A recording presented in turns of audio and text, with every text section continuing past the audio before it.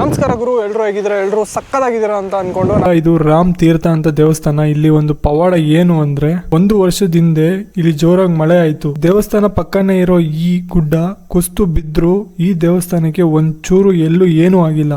ದೊಡ್ಡ ದೊಡ್ಡ ಕಲ್ಲು ಬಂದ್ ಬಿದ್ರು ದೇವಸ್ಥಾನ ಹೇಗಿದೆಯೋ ಹಾಗೆ ಇದೆ. ನೀವೇನಾದ್ರೂ ಗೋಕರ್ಣಕ್ ಬಂದಿದ್ರೆ ಒಂದ್ಸಲ ಇಲ್ಲಿ ಬಂದ್ ನೋಡಿ, ನಿಮಗ್ ಗೊತ್ತಾಗುತ್ತೆ ಶ್ರೀರಾಮನ ಶಕ್ತಿ. ಸುತ್ತ ನಿಮ್ದು ಒಂದೇನ ಮನೆ ಇರೋದು? ಇದು ಫುಲ್ ಸರೌಂಡಿಂಗ್ ಒಂದೇ ಮನೆ, ಸೂಪರ್ ಪ್ಲೇಸಲ್ಲಿ ಮನೆ ಇದೆ. ಇವಾಗ ಬೇಸಿಗೆಗಾಲ ಆದ್ರೂ ಇಲ್ಲಿ ನಾನೊಂದು ಪ್ಲೇಸ್ ತೋರಿಸ್ತೀನಿ. ಅಲ್ಲಿ ಎನಿ ಟೈಮ್ ನೀರಿರುತ್ತೆ, ಏನೇ 365 ಡೇಸು ನೀರು ಇರುತ್ತೆ. ಅದನ್ನ ನೋಡಿ ನಿಮಗೆ ಆಶ್ಚರ್ಯ ಆಗ್ಬೋದು. ಅದರದ್ದೇ ಹಿಸ್ಟ್ರಿ ಇದೆ, ಅದೊಂದು ಹಿಸ್ಟ್ರಿ ಹೇಳ್ತೀನಿ, ಹೋಗಿ ನೋಡ್ಕೊಂಬನ್ನಿ. ಗೋಕರ್ಣ ರಾಮ್ ತೀರ್ಥ ಅಂದ್ರೆ ಏನು, ಈ ಹೆಸರು ಹೇಗ್ ಬಂತು ಬನ್ನಿ ನೋಡೋಣ. ಬರೀ 10 ಸೆಕೆಂಡಲ್ಲಿ ಹೇಳ್ತೀನಿ, ತಿಳ್ಕೊಳ್ಳಿ.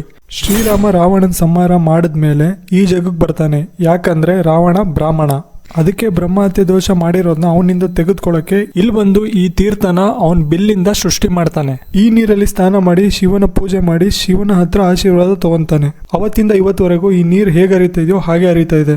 ಈ ನೀರ್ನ ತುಂಬಾ ಜನ ಇವಾಗ್ಲೂ ಕುಡಿಯೋಕೆ ಯೂಸ್ ಮಾಡ್ತಾರೆ. ಹಾಗೆ ಚರ್ಮ ರೋಗ ಜ್ವರ ಇರೋರು ಈ ನೀರ್ನ ಕುಡಿತಾರೆ.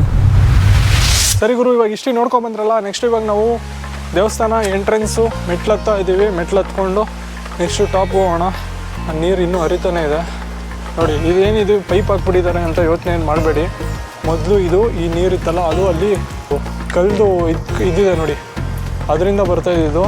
ಸರಿ ಗುರು, ವಿಡಿಯೋನ ಸ್ಟಾಪ್ ಮಾಡಿ ನಾನು ಮುಂದೆ ಹೋಗ್ತೀನಿ. ಓಂ ನಮಃ ಶಿವಾಯ.